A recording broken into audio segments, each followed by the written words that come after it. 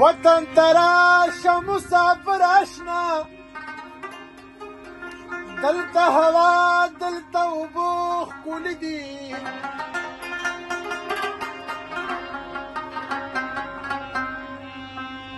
خیر دې د بله چا نه پوښتنه وکړه ډېر ښه استاد جي زما بریتونه